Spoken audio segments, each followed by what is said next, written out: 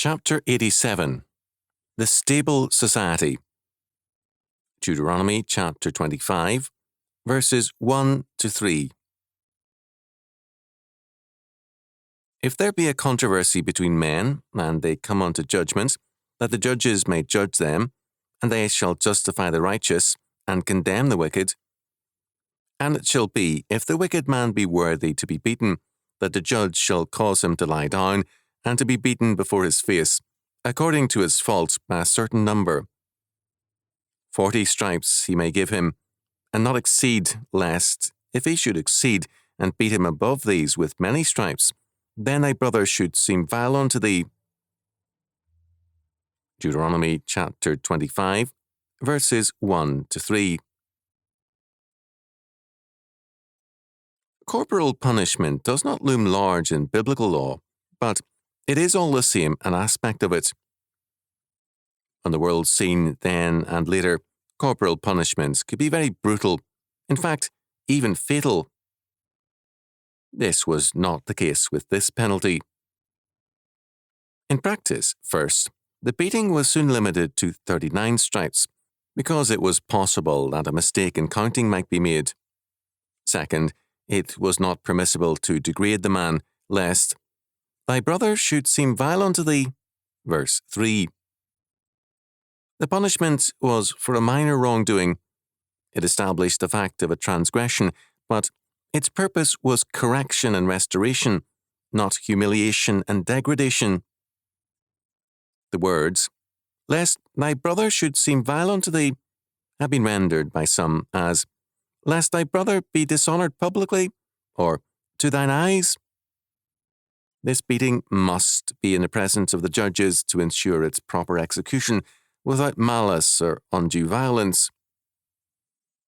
The offence was a minor one, and care was taken to prevent it from turning into a serious beating. God's law not only names the crime, but also the punishment, and man's wrath cannot go beyond God's limits. According to C.H. Waller, the punishment was not considered to be any degradation after it had been inflicted. It was inflicted by the synagogue, and the law was read meanwhile from Deuteronomy 28, 58, 59, with one of the two other passages. The text cited, Deuteronomy chapter 28, verses 58 and 59, reads, If thou wilt not observe to do all the words of this law that are written in this book, that thou mayest fear this glorious and fearful name, the Lord thy God, then the Lord will make thy plagues wonderful, and the plagues of thy seed, even great plagues, and of long continuance, and sore sickness, and of long continuance. Sickness, epidemics, and plagues have their immediate medical causes, but their ultimate cause is God. Thus, all, including the person punished, must see the execution of justice in cases great and small as a means of preventing God's judgment on the whole people. The punishment of individuals protects both them and all society from God's judgment. In Deuteronomy chapter 22, verse 18, we see that a man who falsely impugned his wife's chastity was similarly to be beaten as well as fined heavily. In such cases, there was a double penalty, a heavy fine and also a public beating. The purpose of the beating was both punishment and restoration. All wrongdoing is a violation of God's order, and the restoration of that order requires the punishment of the wrongdoer and the restoration of community. This aspect of the law survived in practice at least until World War II. If two men in a small community were in conflict, the community and the pastor required a public restoration. If two boys began to fight on a school ground, a teacher came over to insist that they shake hands when the fight was broken up. We often forget how the law of God has reached into everyday events in our past. In verse 2, we are told that the judges shall sentence the guilty man according to his fault by a certain number. The punishment could thus be a very light one, only a stroke or two. Historically, if the convicted person were an alien, orphan, or widow, and, while guilty, acted under provocation, this mitigated the penalty. As against this, some peoples have intensified the humiliation of punishment as much as possible. Thus, the Turks, when cruelly lashed, are compelled to return to the judge that commanded it, to kiss his hand, to give him thanks, and to pay the officer that whipped them. When the Turks treated fellow Turks so harshly, we can begin to understand their depravity towards Christians. Severe beatings often led to the loss of bodily functions and the public humiliation of the victim.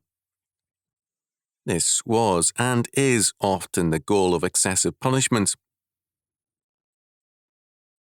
God's purpose is the punishment of the wicked, not their degradation and public shame. The judge or judges had to witness the beating. If the person being beaten clearly showed an inability to take the punishment, the judge had the power to stop it at once. The presence of a judge was more than a formality. He was there as a judge. His presence meant that he was responsible. According to John Battersby Hartford, the punishment was inflicted on the soles of the feet, and this rule restricted its severity. The purpose was justice with mercy. Unhappily, too many Western nations developed in time harsh alternatives to this. Thomas Scott tells us that English law saw the excessive severity of inflicting several hundred lashes for one crime. Men seek for better results by trying to be wiser than God, with hellish results. We find references to this law in Matthew chapter 10, verse 17, and Acts chapter 26, verse 11. In these instances, offenders against the faith were beaten in the synagogues. According to Dumelow, in addition to Deuteronomy chapter 28, verse 58 and 59, Psalm 58, verse 38 was read at the beating. This text, stressing mercy, reads, "But he, being full of compassion, forgave their iniquity, and destroyed them not. Yea, many a time turned he his anger away, and did not stir up all his wrath." Verse 2 refers to the guilty party as 1. Worthy to be beaten. The Hebrew text reads, literally, a son of beating. Some people require such punishment to keep them in line. We have referred to the savage beatings once a part of British law. Under Turkish and Chinese law of old, death was a common outcome of such punishment. The presence of the judge and the strict limitation on the number of strokes makes God's law a humane and merciful one.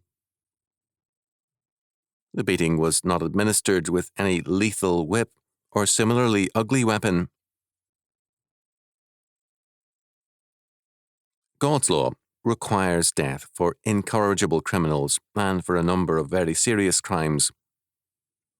Restitution prevails in all other cases except some where only corporal punishment is required. In Deuteronomy chapter 22, verse 18, a heavy payment in restitution and a beating were required. The purpose of God's law is to eliminate the incorrigible and to restore the other offenders to their rightful place in society. Together with restitution, this serves to keep society, when the law is kept, in the hands of the godly. Wherever God's law is set aside, the control of society shifts into the hands of the ungodly. God's law is thus basic to a stable and virtuous social order.